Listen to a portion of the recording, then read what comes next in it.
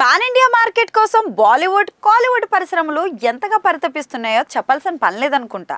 ఇక రెండు పరిశ్రమలకు చెందిన నటులు టాలీవుడ్కి వచ్చి పాన్ ఇండియాలో ఫేమస్ అయిపోవాలని చూస్తున్నారు. ఇక కాలీవుడ్ నుంచి డైరెక్టర్లు వెల్లువ, బాలీవుడ్ నుంచి హీరోలు వెల్లువ అయితే కనిపిస్తుంది.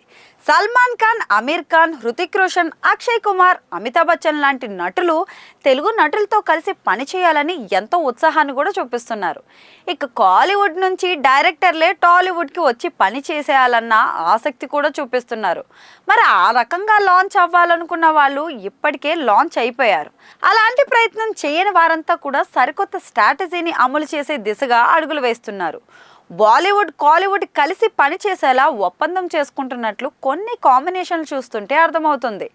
ఇక బాలీవుడ్ నటుడు అమీర్ ఖాన్ కాలీవుడ్కి చెందిన సంచలన డైరెక్టర్ లోకేష్ కనకరాజ్తో ఒక సినిమాకు ఒప్పందం చేసుకున్న సంగతి అయితే తెలిసిందే.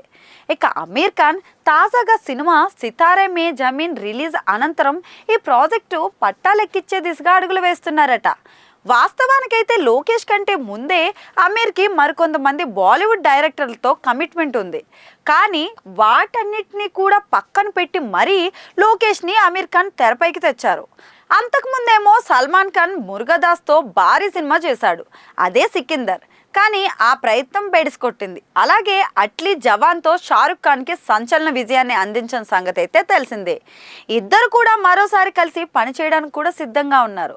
అలాగే విశ్వనటుడు కమల్ హాసన్ కూడా తదుపరి బాలీవుడ్ డైరెక్టర్లతో సినిమాలు చేసే దిశగా అడుగులు వేస్తున్నట్లే కనిపిస్తోంది.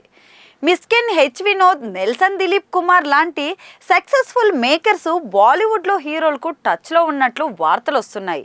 ఇక కాలీవుడ్ హీరోలతో కలిసి నటించడానికి బాలీవుడ్ హీరోలు కూడా సిద్ధంగా ఉన్నారనే ప్రచారం కూడా ఊపందుకుంటుంది. ఇదంతా చూస్తుంటే రెండు పరిశ్రమలు కలిసి టాలీవుడ్ని టార్గెట్ చేస్తాయా అన్న సందేహం అయితే వ్యక్తమవుతోంది.